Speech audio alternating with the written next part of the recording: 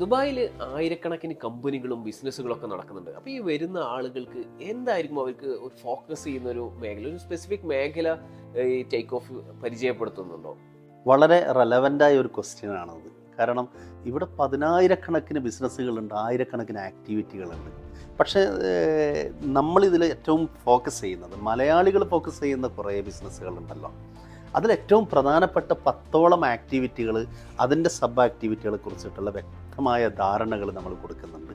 അതിൻ്റെ ഏറ്റവും എക്സ്പെർട്ടൈസ് ആയിട്ടുള്ള 10ഓളം ആളുകൾ വന്നിട്ട് പിന്നെ ആ ആക്ടിവിറ്റികളെ കുറിച്ചിട്ടുള്ള വിവരണങ്ങൾ നടത്തുന്നുണ്ട്.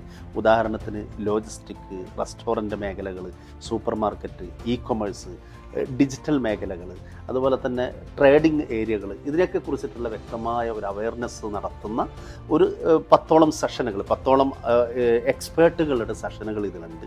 അതുകൂടാതെ ഈ ബിസിനസ്സുകൾ മുഴുവൻ വരുന്നത്, നമ്മളിപ്പം നിങ്ങൾ ചോദിച്ചതുപോലെ പല ആക്ടിവിറ്റികളും വരുന്നത് ഇതിനോട് റിലേറ്റഡ് ആയിട്ടുള്ളതാണ്. അപ്പോൾ അതിൻ്റെ ക്വസ്റ്റ്യൻ ആൻസറിനുള്ള അവസരങ്ങൾ കൂടി അതിന് സപ്പോർട്ട് ചെയ്യാനുള്ള ആളുകളുണ്ട്. ഇവർക്ക് ആവശ്യമായ പിന്നെ ചോദ്യങ്ങൾക്കുള്ള ആൻസർ കൊടുക്കാനുള്ള സംവിധാനങ്ങൾ നമുക്ക് അവിടെ ഉണ്ടാകും. അതുകൊണ്ട് ഈ 4 ദിവസത്തിനുള്ളിൽ ഇവർ ഉദ്ദേശിക്കുന്നത് എന്താണോ അതിന് കൃത്യമായ ഒരു ഉത്തരത്തോടു കൂടി അവർക്ക് മടങ്ങാനുള്ള ഒരു അവസരം നമ്മൾ ഉണ്ടാക്കി കൊടുക്കും.